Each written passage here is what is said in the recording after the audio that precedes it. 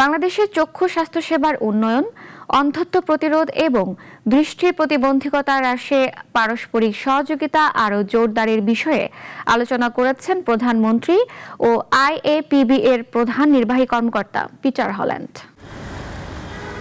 দেশের সবার জন্য মানসম্মত চক্ষু স্বাস্থ্যসেবা নিশ্চিত করা এবং প্রতিরোধযোগ্য অন্ধত্ব কমিয়ে আনতে আন্তর্জাতিক অংশীদারদের সঙ্গে সহযোগিতা বাড়ানোর উদ্যোগ অব্যাহত রয়েছে।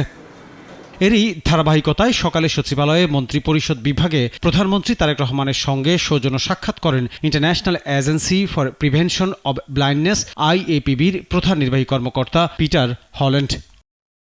প্রায় ঘণ্টাব্যাপী অনুষ্ঠিত বৈঠক শেষে এই নিয়ে কথা বলেন স্বাস্থ্য প্রতিমন্ত্রী। জানান, বাংলাদেশের চক্ষু স্বাস্থ্যসেবার উন্নয়ন, অন্ধত্ব প্রতিরোধ, দৃষ্টি প্রতিবন্ধিতা হ্রাস এবং এই খাতে পারস্পরিক সহযোগিতা সম্প্রসারণের বিভিন্ন বিষয় গুরুত্বের সঙ্গে আলোচনা হয়।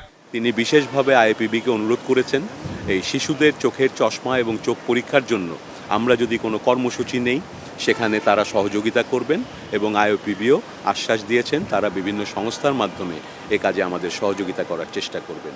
চক্ষু স্বাস্থ্য খাতে আন্তর্জাতিক সহযোগিতা আরও বিস্তৃত হলে দেশের প্রত্যন্ত অঞ্চলের মানুষও উন্নত সেবা পাওয়ার সুযোগ পাবেন বলেও জানান স্বাস্থ্য প্রতিমন্ত্রী। বাংলাদেশে প্রায় 10 লক্ষ মানুষ ছানি অপারেশনের অভাবে দৃষ্টি প্রতিবন্ধী কিংবা অন্ধ হয়ে আছেন। তাদের জন্য আমরা দেশব্যাপী সুলভ মূল্যে বিনামূল্যে কিভাবে ছানির অপারেশনের ব্যবস্থা করা যায় সেই কর্মসূচি নিব। প্রতিরোধযোগ্য অন্ধত্ব কমানো, দক্ষ জনবল গড়ে তোলা, আধুনিক প্রযুক্তির ব্যবহার এবং জনসচেতনতা বৃদ্ধিতে আইএপিবি এর সাথে যৌথভাবে কাজ করার বিষয়ে ইতিবাচক আলোচনা হয়েছে। আনোয়ার হোসেন, নাগরিক, ঢাকা।